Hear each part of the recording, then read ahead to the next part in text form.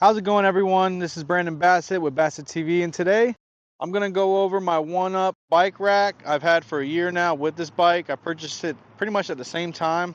I did my reviews and my research, and I highly recommend this one-up. I'm going to go through in this video in some details on why I like this bike rack, why I recommend it. You could go out there and buy the cheap ones off Amazon, or you could buy certain ones that'll fit your bike. But if you're buying, let's say, a $2,000 bike and you want to make sure it does not fall off and you want to make sure that it's secure, this one-up so far I've had for a year and I've had no issues with it. I'm going to walk you through it, kind of give you some details on what it everything consists of and what kind of special features it has and what benefits your bike. Basically what you have is this has swinging arms that swing onto the tires, and then it rotates downwards and then it folds up when you take the bike off. So I'll give you an example. There's a screw down here. I'm going to give you a quick example. So if you lift up, you should be able to unscrew this. So when I unscrew that, thread's off. There's a lever back there that you can pull out, and this actually rotates. Let's say, you know, if you're in another vehicle and this is like right up to the edge of the bike, like my wife's car, what you do is loosen this up and you pull this lever down and this thing slides down and you'll hear it click in. So right there, now the bike is laying on the side, so that way you can access the trunk to your vehicle or anything in that matter. It's pretty interesting the way it does that. That way you don't have to take your whole bike off the rack and it's pain and all that craziness, and then when you're done with it,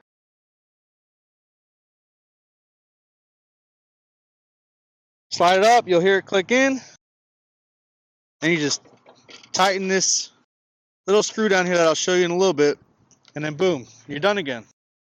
It's that simple, it's that easy. All right, so one thing about this bike rack is it's very secure. You wobble this back and forth, and there's no play in this bike whatsoever, like none. There's no play in this hitch. It has a ball that expands inside the hitch that makes it all nice and tight. You use with the Allen to tighten it up, and it expands the ball in there. This is very secure. The only thing I do not like about this setup is if you like go in the middle from back and forth, it's not loose, but it jiggles a lot. So a lot of the time what I do is I'll put a strap right here, go around and up. That way it keeps all this, it's not loose, it's just that it has a lot of play. More than I like. And it's not the bike rack, it's just the bike alone. It's more play than I like. So I just put a strap across here and it tightens down and it kind of keeps that from happening. Another thing is this bike is very big. So if you could tell, I'm driving a little Honda Civic, and if you look at it, this bike compared to this car looks huge. So one of the downfalls to this bike rack and this bike, if you don't have a truck or a SUV, then this bike will look huge to a car. So this is something I have to work with. I like it. It sticks out a little bit, probably about 3 or 4 inches on each side of the car if you put it in the middle. So you can see it in your rearview mirror and you can see it on your sides really good. So that's one downfall. It is kind of big, but also the bike is big. So big bike, big rack. You need something that can hold up to the 54-pound bike, and this rack right here holds up to 80 pounds. So that's one good thing that we recommend this bike rack. And also this is a 2-inch receiver for this. They make the 1.25 inch, I believe it is. The reason I didn't go with the 1.25 inch is mostly because if I wanted to add another bike onto this one, I wouldn't be able to do that with the 1.25 inch bike rack. So I went with the 2-inch one just because when my wife gets a bike or someone else gets a bike and I want to bring a friend, basically I want to be able to add another piece to this because they make pieces that you can tag onto this and you can extend it 3 pieces out. And all it is this section here. And you can add it onto the outside and you can add another bike. If you are looking to put an e-bike on a one-up rack, there is some adjustments that you have to do. One of them is to get the fat wheel extenders. So the front wheel will fit fine in this hole or in this arm. The problem is the back wheel has this fender on it. So this fender extends out and it connects into this hub. So it brings your gap from being, 3 inches up to 5 inches. So what you have to do is you have to buy this extender piece, which basically all it is 2 little pieces that extends this piece out, and then it extends this arm outwards. So it's they call it the fat tire extender, something like that.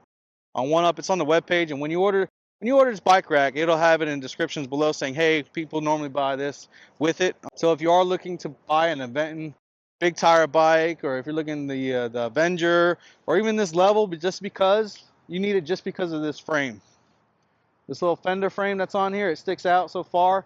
And I tried it with the normal one, and it ends up bending that fender in. So you have to do the extension for it. It's no big deal. It doesn't cost very much. They do give you a cushion pad that you can put here so it doesn't hit up against the fender. It has the ball extender on the bottom, and it takes a special key Allen to loosen and tighten it. That's what makes it not wobble and wobble. So if I was to loosen tighten this ball that tightens it up, so that's loose right there. So you see, this thing has a lot of play. It's just bouncing back and forth. It's insane. So you just turn this little key right here, and it tightens. What it does is it tightens it up inside the hitch. And basically what you got now is no wobble. The arms, if you look at the arms, you'll have some holes. You'll have locks that go through your bike tires. So that way you don't have to worry about anything coming off. It has it on both sides. When you do purchase the extender for the big tire, you will have to buy a bigger lock. I do recommend that you buy all of them at once. So that way they can all be keyed the same. If you do them separately, then you have to have separate keys, and it's just going to be more keys than you want. So basically what I'm going to do now is I'm just going to take it off, put it on, show you kind of what it entails. So you grab your handy dandy keys here, and what you're looking for. So these are some of the older style locks. So how these work is they just go on, and then these screw with the key, and it pops off. So this is the older style. I don't even know if they sell this anymore.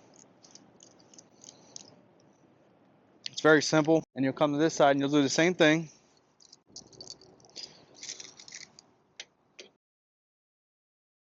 And it slides right out. So this one's a little different. This is the newer one. This one's just simple as turning a key to lock it, turn the key, unlock it, and pull it out. The other one's more of a screw-on key. All right, so what you'll do is you'll push forward a little bit, and you'll lift up on this lever. And what it does is it releases the tension and the pressure against this bar, so you can release it some.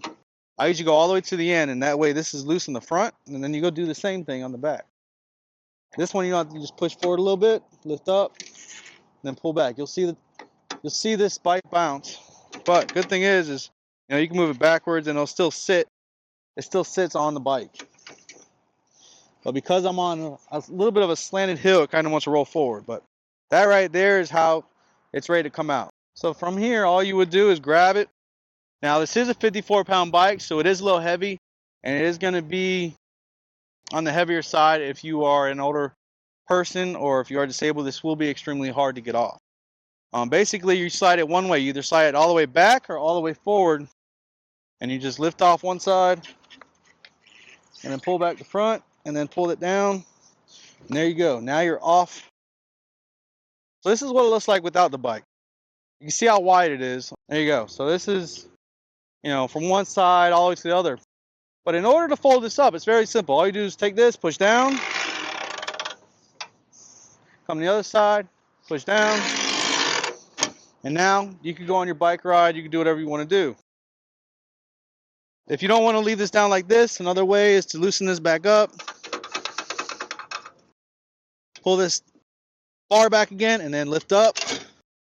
You can fold it in right there, or you can go one more, and you can fold it completely in, and then you tighten this, basically this washer, nut, whatever you want to call it here, this plastic piece down. And that keeps that bar from pulling back in if somebody wanted to. So that's what it looks like folded up. Basically how mine works is I have a 1/4 inch hitch, or 1 1/4 inch hitch. And I have a 1.25 receiver with an extender going up, and then a 2-inch receiver on that. The reason I did that is because most bike racks come down before they go up, or they come out and then they go up. So if I was to take this bike rack and go straight out and up, more than likely, because I'm in a car and it's low, I'm going to hit the ground anytime I go up a hill or down, through bumps. If you do speed bumps, you're going to hit. So if you're buying a bike rack, make sure you're thinking about, if you're in a car, how low that is to the ground. A lot of the bike racks on Amazon come out and down and then go up.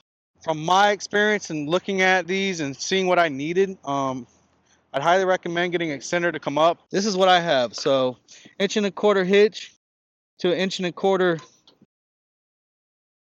hitch receiver, I guess, or receiver, and then it extends up about what, 3 inches, 4 inches, and then you have the 2-inch receiver, and then you have the 2-inch rack that goes into it. Then you have your safety pin, and then they also give you a screw that you can do to push in against there. But then you also have the ball that sits in here that you can tighten and loosen to make this tight with this hitch. But that is basically the setup here. Let's see. You come to the front. This is where your Allen is. This is your this is what you screw down to make this loose and tight right here, and then you lift up, and then this is the grooves that it can sit in, and then it snaps in where you want it. So anytime you need to move this, basically you're gonna screw this, you lift up, and you pull down, or you go all the way down, and that's folded down. And this is what it kind of looks like. I really like this hitch. If you're looking for a very durable hitch, this piece here is what can be extended into another piece to make another bike rack. They basically take these 2 bolts right here, and it goes through, and it'll screw into your new one, and it'll hold it on, and you'll have 2 pieces. That's mostly it for this. I mean, anytime you want to put the bike rack back on, you lift up. Give you a quick tutorial on how to put it back on. You lift up on the red bar, you lift up the arm, you slide down to the end, you do the same thing to the other side, lift up on the arm, lift up on the red lever, and then your arms extend. You put the bike back on one side, you slide one side in, and then you put the other side in, lift it up, put it on, and you're good to go. They also give you Velcro straps that go across the bottom that goes with the tires. Alright, so here's the one up. These are the arms I use to put the bike in.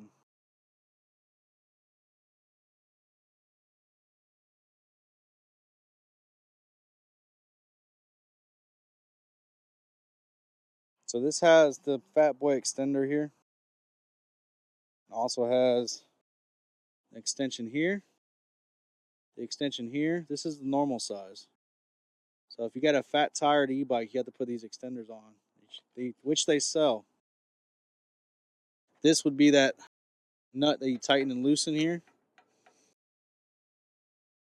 And this is the lever that you pull up and push down. Fold it in. It goes into these grooves right here. You just pull up on it, pull down, pull up, pull down, put it in the slot you want. Then it goes in, then you tighten it down. Basically, that keeps that from moving upwards on you. And then you're secure, you're good to go. Very nice. Very good bike rack. Kind of just fold this down. And she's closed back up. Fairly simple. So another feature that this bike has, when you undo your bike rack from your hitch, that piece that you pull out slides right into this piece here. And it has a little screw on the back of it that just tightens it down, and it just locks right into it. You don't have to worry about it going anywhere. It's right up on your wall. What I added was this strap right here. This is my safety on top of safety on top of safety. So you got the locks basically that are saving. You have the arms that are saving it. But this is my safety. So remember I told you it was wobbly in the middle? This right here, now it's not. It's not wobbly at all. I have this pushing down on the towel so I don't scratch my arm. And then it pushes down and it keeps pressure on this bike so it doesn't have that stupid play that it had before. So that's my cure to it. This is my secure and safe bike rack that I use when I go biking. I'm Brandon Bassett with Bassett TV, and I appreciate you for watching this video. I hope this helps you in making a decision on a bike rack that you need, especially for an e-bike, a heavy-duty bike, anything that's over. This holds up to 80 pounds, so anything that's up to 80 pounds, you can I highly recommend the One Up bike rack. If you have any questions, or if you have any, just comment in the video, and I'll try to get back to you about what it is you're looking for, if you need questions or anything like that. But yeah, I hope you enjoyed this video. Thank you for watching. Go out there and go biking, go fishing, enjoy your day. It's beautiful outside.